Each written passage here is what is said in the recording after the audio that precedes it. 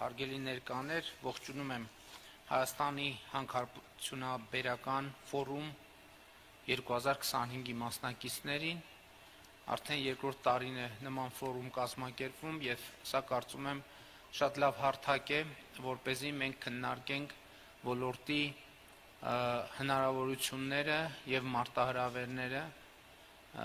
Պարոն Խուդասյանը արդեն նշեց, և դա ակնհայտ ճշմարտություն է, որ այստեղ մենք ունենք լրջագույն և հնարավորություններ և մարտահրավերներ և կարծում եմ հարթակը հնարավորություն է այդ թվում կառավարության համար, որպեսզի ոլորտի ներկայացուցիչների հետ աշխատանքային այսպիսի տևական ֆորմատով բոլոր հարցերը քննարկվեն։ Տանպես Հայաստանում հանքարդյունաբերություն ասելով մենք հիմնականում հասկանում ենք մետաղական հանքերի շահագործումը և սա ինչ որտեղ հասկանալի է, որովհետև ոլորտի ըստ էության 95 և ավելի տոկոսը վերաբերվում է հենց մետաղական հանքերի շահագործման գործընթացին, բայց իրականում այս իրողության մեջ էլ պրոբլեմներ կան և պիտի ընդգծեմ, որ կառավարությունը այս համատեքստում շատ լրջագույն խնդիրների է բախվում, օրինակ ոչ մետաղական հանքերի շահագործման ոլորտում։ Մենք զարմանքով արձանագրեցինք, երբ որ Հայաստանում շինարարության տեմպերը ակտիվացան և նաև սուբվենցիոն ծրագրերը, կառավարության ուղիղ ներդրումները մարզերում, մենք օրինակ զարմանքով արձանագրեցինք, որ Հայաստանում քարի դեֆիցիտ կա։ Երբ որ մենք անընդհատ ամեն երրորդ նախադասության մեջ, երբ որ խոսում ենք Հայաստանի մասին, ասում ենք քարերի երկիր Հայաստանը, բայց հետո պարզվեց, որ մենք մեր համայնքներում սուբվենցիոն ծրագրեր իրականացնելու համար քար ենք ներկրում արտերկրից, ինչը ինքնին արդեն այս նախադասությունը ցույց է տալիս, որ մենք պրոբլեմներ ունենք։ Եվ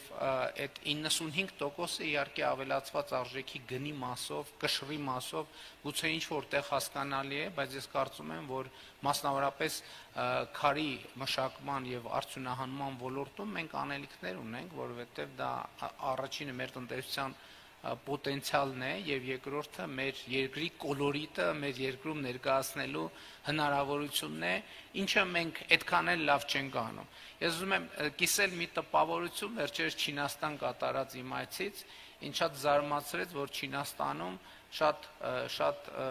տարածված երևույթ է, որ ուղղակի երկրում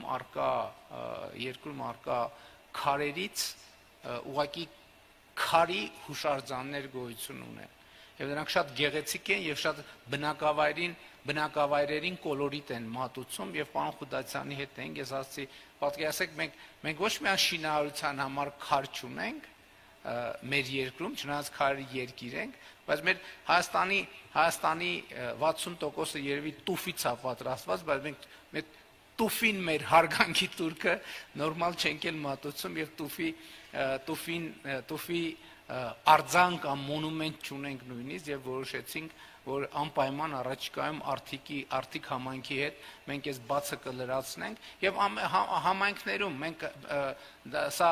նախ բնության հետ հաղորդակցվելու շատ կարևոր ձև է և նաև արժևորելու և նաև մեր ուշադրությունը հրավիրելու և նաև մեր խոսույթները մեր իրականության հետ համապատասխանեցնելու, էլ չեմ ասում, որ շինարարության ոլորտում իհարկե քարի ներկրումը շատ տարածված երևույթ է, ես չեմ ասում, որ Հայաստան քար պետքա չներկրվի, որովհետև տարբեր պահանջներ կան, տարբեր պահանջարկներ կան, ես խոսում եմ նրա մասին, որ այնինչ ակնհայտորեն մենք նկատի ենք ունեցել, որ պետք է Հայաստանի տնտեսությունը զարգանա բյուջեի ներդրումներով, միշտ չի, հետո ենք պարզել, որ դա իրականում ներմուծման վրա է օգտագործվում։ Այս համատեքստում ես շատ կարևորում եմ նաև ոլորտի թափանցիկությունը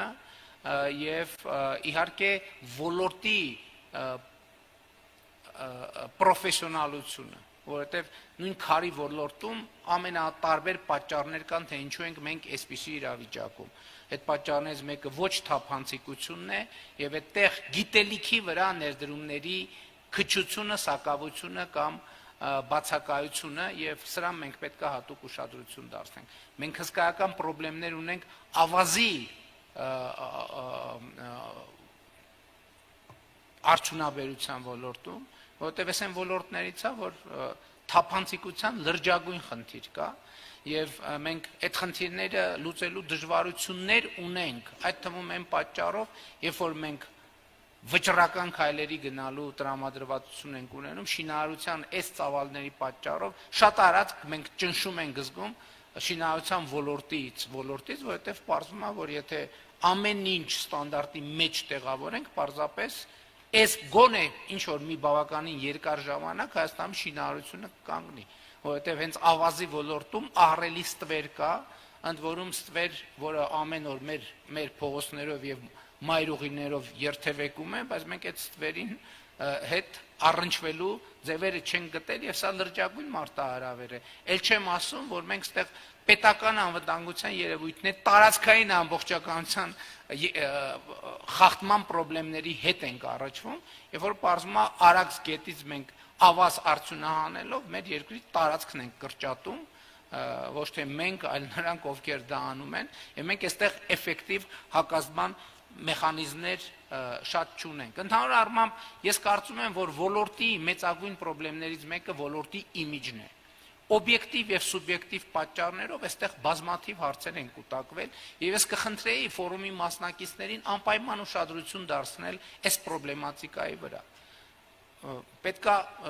խոստովանել, որ հանքարդյունաբերության ոլորտի շուրջ ահագին նեգատիվ կա կուտակված, եւ մենք պետք է հասկանանք այդ նեգատիվի պատճառները, չնայած այս ընթացքում հասկացել ենք նաեւ որոշակիորեն նեգատիվի պատճառները, որտեղ ակնհայտ է, որ ընդերքը պատկանում է պետությանը եւ ժողովրդին, խնդրեմը այստեղ այն է, որ Հայաստանի հանրային գիտակցության մեջ այս ընկալումը, որ ընդերքը պատկանում է ժողովրդին եւ պետությանը, այդքան էլ ճշմարտացի չի թվացել եւ ժամանակն է, որ մենք այս խնդրի վրա աշխատենք եւ մենք այս խնդրի վրա աշխատում ենք։ Ես ուզում եմ ուշադրություն հրավիրել միայն այն հանգամանքին, որ հիմա Հայաստանի կառավարությունը եւ իդեմս կառավարության նաեւ ժողովուրդը ըստ էության մասնաբաժին ունի Զանգեզուրի պղնձամոլիբդենային կոմբինատում, մասնաբաժին ունի Ամուսարի հանքում եւ սա շատ կարեւոր է։ Էլ ուզում եմ ընդգծել նաեւ, որ մենք բյուջետային համակարգի մասին օրենքում շատ կարեւոր փոփոխություն արեցինք ազդակիր համայնքներին հանքարդյունաբերության ոլորտի ռոյալթիներից 2% մասհանման մասին։ Սա ինչ որտեղ կարող է սիմվոլիկ թվալ, բայց կարևորը մեխանիզմի ներդրումն է, որովհետև այդ մեխանիզմը հնդածս ինքը նաև կզարգանա, եւ ուզում եմ ընդգծել նաև հետեւյալը, տեսեք 2018-ից 2025 թվականներին նույն Զանգեզուրի պղնձամոլիբդենային կոմբինատը 2000, այսինքն նախորդող 7 տարվա համեմատ պետական բյուջե կատարած վճարումները ավելացել են շուրջ 148%, այսինքն կրկնակիից ավելացել են։ Սա նաև այստեղ խնդիրը միայն այն չէ, որ հասկանում եք, որ կառավարությունը պետական բյուջե եւ Զանգեզուրի պղնձամոլիբդենային կոմբինատը պետական բյուջեի եկամուտները ավելացնում են։ Սա շատ կարեւոր է մարդկանց մոտ այդ գիտակցումը կենթանացնելու եւ սերմանելու համար, որ ընդերքը ժողովրդինն է եւ ժողովուրդը եւ պետությունը ավելի մեծ օգուտներ է ստանում այդտեղից։ Ի վերջո այդ վճարումները դառնում են ճանապարհներ, այդ վճարումները դառնում են դպրոցներ, այդ վճարումները դառնում են մանկապարտեզներ, այդ վճարումները դառնում են անվտանգություն եւ այլն եւ այսպես շարունակ, եւ ես շատ կարեւոր եմ համարում այս հանգամանքը եւ ուզում եմ ընդգծել նաեւ, որ մենք 2018 թվականից շատ քննարկում ենք, առայժմ ավելի շատ քննարկում ենք մեր հանքարդյունաբերության համապատասխանությունը լավագույն միջազգային բնապահպանական ստանդարտներին։ Էս էլ է խնդիր, որ մենք իհարկե չեմ կարող ասել, թե ոչինչ չենք արել այս ընթացքում, բայց նաեւ հաստատված ավանդույթները կամ մշակույթը փոխելը հեշտ գործ չի։ Մենք պետք է սա հասկանանք, բայց մյուս կողմից պետք է նաև առերեսվենք այն խնդրի հետ, որ սա առաջնահերթություն է։ որովհետև շրջակա միջավայրի նկատմամբ հոգսը շատ էական է, մանավանդ հիմա, մանավանդ այս շրջանում, մանավանդ սիմվոլիկ առումով, երբ մյուս տարի Հայաստանը հյուրընկալելու է կենսաբազմազանության COP17 համաշխարհային գագաթնաժողովը, եւ ես կարծում եմ, որ եւ հույս ունեմ, որ ֆորումի օրակարգում, որ ինչպես հասկացա ամենամյա է լինելու, այս հարցերը նույնպես կընդգրկվեն։ Եվ իմիջի առումով ես շատ կարևոր եմ համարում նաև, որ մենք ի վերջո արձանագրենք մի կարևոր հանգամանք, որը մեր հանրային ուշադրությունից դուրս է մնում, որտեղ հանքարդյունաբերությունը գիտելիքահեն ոլորտ է։ Եվ երբեմն մենք այս ակնհայտ փաստը չենք նկատում, որովհետև հանքարդյունաբերությունը, առավել ևս արդյունավետ հանքարդյունաբերությունը ինքը պահանջում է բարձր որակի մասնագետներ, ընդ որում ոչ մի ուղղության, բազմաթիվ ուղղություններով բարձր որակի մասնագետներ, ընդ որում բարձր որակի ինժեներներ, քիմիկոսներ, գեոդեզիստներ, երկրաբաններ եւ այլն եւ այդպես շարունակ։ Ես նկատի ունեմ հանքարդյունաբերությունը կրթության լոկոմոտիվ է, հանքարդյունաբերությունը նաեւ տնտեսության լոկոմոտիվ է, որովհետեւ հանքը շահագործելու համար բազմաթիվ այլ տնտեսվարողներ են աշխատում եւ բազմաթիվ այլ գործունեության ձևեր են զարգանում։ Եվ ես պարզապես ուզում եմ, որ մենք նաև ուշադրություն հրավիրենք այս փաստի վրա, որ հանքարդյունաբերությունը Հայաստանի ներսում մարդկանց մասնագիտական կարիերա անելու շատ մեծ եւ շատ լավ հնարավորություններ է տալիս, եւ ինչքան մենք բարձրացնենք մեր հանքարդյունաբերության ստանդարտը, այնքան ավելի կմեծանա բարձր որակավորման մասնագետները։ Բայց ես նկատի ունեմ ոլորտում նաև բարձր որակավորման արհեստավորների մեծ պահանջարկ կա։ Բարձր որակավորման բանվորական ուժի, որակավորված բանվորական ուժի մեծ պահանջարկ կա եւ այլն եւ այդպես շարունակ։ Եվ ուզում եմ ընդգծել հանքարդյունաբերության սոցիալական կողմը նույնպես, որտեղ մարդիկ կարող են իրենց աշխատանքով բարեկեցության ավելի բարձր մակարդակ ապահովել եւ այս իմաստով ես շատ կարեւորում եմ հանքարդյունաբերության ոլորտի շուրջ խոսակցությունը եւ երկխոսությունը։ Ես համոզված եմ, այդպես էլ կա, խոսակցությունը պետք է լինի ինչ անել, որպեսզի մեր երկրում հանքարդյունաբերությունը համապատասխանի ավելի բարձր ստանդարտների։ Նույն թեկուզ միավոր հանքանյութից մետաղի կամ օգտակար նյութի կորզման տոկոսի հետ կապված սա լրջագույն մի թեմա է, որ արդյունավետությունը հենց դրանով է որոշվում,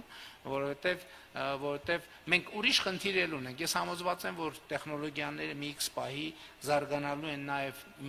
միջև այդ կետը հիմա էլ չնայած այդ առումով համոզված եմ զարգացումներ կան, դեռևս նախկինում մեր կուտակած պոչերի վերամշակման այդ գործընթացին էլ մենք պետք է հասնենք եւ ես համոզված եմ, որ այդտեղ էլ որոշակի տնտեսական պոտենցիալ կենտրոնացած է եւ մենք այդ պոտենցիալը պետք է անպայման կարողանանք օգտագործել։ Շատ կարեւոր եմ համարում նաեւ հանքարդյունաբերության ոլորտում մի հաջորդ ռազմավարական խնդիր, որի շուրջ նույնպես ոլորտը եւ կառավարությունը պետք է սերտորեն համագործակցելու հնարավորություններ գտնեն եւ այստեղ արդյունաբերության շղթան երկարացնելու մասին է։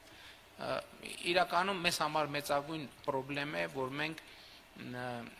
ստիպված ենք հիմնականում հանքանյութ արտահանել, մեզ հարկավոր է ոլորտը զարգացնել այն ուղղությամբ, որ մենք հանքանյութի մշակման շղթան հնարավորինս երկարացնենք եւ դա հնարավորինս բերենք վերջնական արտադրանքի, որովհետև դա նշանակում է լրացուցիչ աշխատատեղեր, դա նշանակում է լրացուցիչ եկամուտներ պետական բյուջեի համար, դա նշանակում է լրացուցիչ բարձր որակավորման մասնագետների կարիք, դա նշանակում է լրացուցիչ ներդրումներ տնտեսության ոլորտում, կրթության ոլորտում, դա նշանակում է բարեկեցության նոր աստիճան։ Իհարկե մենք քննարկել ենք եւ քննարկում ենք եւ ես հույս ունեմ, որ առաջիկա գործընթացները, այդ թվում տարածաշրջանային ավելի նպաստավոր կդարձնեն միջավայրը այս առումով, որովհետև Հայաստանի եւ Ադրբեջանի միջև հաստատված խաղաղությունը եւ տարածաշրջանային ենթակառուցվածքների տրանսպորտային սպասվող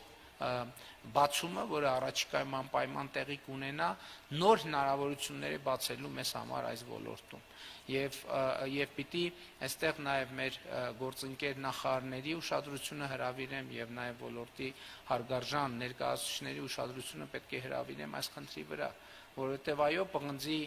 պղնձի հանքաքարի արտահանումը մեր երկրի համար, իհարկե մեր տնտեսության համար շատ էական նշանակություն ունի, բայց մենք ի վերջո պետք է մտածենք, թե ինչ կարող ենք անել, որպեսզի Հայաստանում արդյունավետ պղնձաձուլարան ունենալու պայմանավորվածությունը իրականություն դառնա, բայց նույնիսկ սա շղթայի ավարտը չէ, որովհետև եթե մենք արդեն ձուլակտորներ կամ մետաղ ենք ստանում, պետք է մտածել այդ շղթայի հետագա երկարացման համար, որպեսզի պղնձի արտադրանքը կամ այն արտադրանքները, որի մեջ պղնձը լայնորեն օգտագործվում է, Հայաստանում այդպիսի արդյունաբերական պլատֆորմներ եւ ներդրումներ նույնպես լինեն, նույնը վերաբերում է ոսկուն եւ սա էլ մի խնդիր է, որը չափազանց կարեւոր է։ Եվ նաեւ վերջին հանգամանքը, որը կուզենայի ընդգծել, չնայած ոլորտը այնքան տարողունակ է, դեռ երկար կարելի է տարբեր խնդիրներ թվարկել, ես ուզում եմ վերադառնալ մեր ընդերքի ուսումնասիրության անհրաժեշտության թեմային, որովհետև գիտեք, այն գիտելիքը, որը մենք ունենք մեր ընդերքի վերաբերյալ, ըստ էության հիմնված է խորհրդային միության ժամանակ կուտակված տեղեկատվության վրա, այն ժամանակ իհարկե ահռելի աշխատանք է արվել եւ իհարկե այդ աշխատանքը որևէ կերպ չի կարելի թերագնահատել, բայց ընդերքի ուսումնասիրության տեխնոլոգիաները նույնպես փոխվել են եւ հիմա շատ ավելի արդյունավետ տեխնոլոգիաներ կան եւ այստեղ էլ մենք մեր միջազգային գործընկերների հետ պետք է քննարկենք Հայաստանի տարածքում օգտակար հանածոների պաշարների հայտնաբերման, ուսումնասիրման նոր շրջափուլ սկսելու հարցը, ել չեմ ասում, որ հիմա ճիշտ է, պղնձի մասին խոսվեց, ոսկու մասին խոսվեց, ավանդական ուղղություններ, որ մարդկությունը հազարամյակներ այդ գործով զբաղվում է, բայց հիմա նոր ոլորտներ են բացվում, այդ թվում հազվագյուտ մետաղների ոլորտը, որը շատ մեծ տեմպերով զարգանում է կամ առնվազն շատ մեծ տեմպերով հետաքրքրությունն է աճում, այստեղ ծավալների առումով, ֆիզիկական ծավալների առումով գուցե թե մեծ չի կարող լինել կամ մեծ չի լինի արդյունահանումը, բայց պահանջարկը եւ տեխնոլոգիական արտադրանքում դրանց անհրաժեշտությունը ակնհայտ է դարձնում, որ այստեղ էլ լրջագույն ներդրումների պոտենցիալ կա եւ կարծես թե բոլոր նախնական գնահատականները վկայում են այն մասին, որ Հայաստանի Հանրապետությունում այս առումով հսկայական անելիք կա։ Հարգելի գործընկերներ, իսկապես ես շատ կարևորում եմ այս ձևաչափը, որովհետև տեսեք, այն ինչ որ ես ոչ մասնագիտական գիտելիքով եւ տպավորություններով ներկայացրեցի, դա արդեն հսկայական ծավալի աշխատանք է, պատկերացրեք, այստեղ այս ամեն ինչի մասին խոսի ոլորտի փորձագետը, այդ կնշանակի, որ այս ձևաչափերով նկատի ունեմ քննարկումների ձևաչափում շատ երկար օրակարգ կա, շատ մեծ օրակարգ կա, եւ ես ուզում եմ հավատալ, որ հանքարդյունաբերության ֆորումը կդառնա այն պլատֆորմներից մեկը, ով ոլորտի համար, հանրության համար եւ կառավարության համար կգեներացնի այս հարցերի պատասխանները, որովհետեւ այդ հարցերին հնարավորինս ճշգրիտ պատասխան տալը եւ հնարավորինս ճշգրիտ եւ արդյունավետ լուծումներ առաջարկելը, այդ նշանակում է Հայաստանի զարգացման տարբեր մակարդակներ, այսինքն այս ձևակերպված հարցերի պատասխանների պրոֆեսիոնալիզմից, ճշգրտությունից ու արդյունավետությունից եւ այդ պատասխանների կիրառման եւ ներդրման արդյունավետությունից կախված է թե Հայաստանը զարգացման ինչ մակարդակ ունի։ Ուշադրություն եմ հրավիրում ոչ միայն հանքարդյունաբերությունը, այլև ընդհանրապես Հայաստանի Հանրապետությունը որպես պետություն, սկսած կրթությունից, շարունակած տնտեսությամբ, շարունակած հանրային հարաբերություններով, շարունակած շրջակա միջավայրի նկատմամբ ունեցած վերաբերմունքով եւ այլն եւ այսպես շարունակ։ Ես պետք է նաեւ մի խոստովանություն անեմ, որովհետեւ տենց հեղափոխությունը ինքը ունի իր տրամադրությունը, իր էներգիան, իր տեմպը 2018 թվականի ժողովրդական ոչ բռնի թավշյա հեղափոխությունից հետո իհարկե մեր տրամադրությունն ու տրամադրվածությունն այն էր, որ մենք այստեղ շատ արագ արդյունքների պետք է հասնենք, նույն շրջակա միջավայրի ստանդարտների բերումով, բայց ժամանակի հետ ակնհայտ է դառնում, որ կան տեղեր, որ արագ արդյունքի հասնելը պարզապես հնարավոր չի, ուղղակի հնարավոր չի, եթե ամբողջ հանրապետությունը գործը թողնի եւ զբաղվի միայն դրանով, միևնույնն է արագ արդյունքի հասնել հնարավոր չի եւ այդ թվում այստեղ է, որ ես ուզում եմ մեջբերել այն արտահայտությունը, որը վերջերս հաճախ եմ մեջ բերում, այդ արտահայտությունը հետեւյալն է, արագը դանդաղն է, բայց առանց ընդհատումների եւ հանքարդյունաբերությունը այն ոլորտն է, որտեղ մենք պետքա առանց ընդհատումների, այսինքն հետեւողականորեն աշխատենք եւ այդ հետեւողականությունն է, որ բավարար արագությամբ կբերի այն էֆեկտների, որը մենք ուզում ենք տեսնել։ Եվ իհարկե այս բոլոր հարցերը կառավարության առաջնահերթությունների շարքում են եւ նման հարթակներում ձևավորված մտքերը, գաղափարները, նախագծերը, լուծումները հույս ունեմ եւ համոզված եմ, որ կծառայեն այդ թվում կառավարության համայնքում առավել արդյունավետ քաղաքականություններ բարելու գործին։ Շնորհակալ եմ եւ հաջողություն եմ մաղթում ֆորումի աշխատանքին։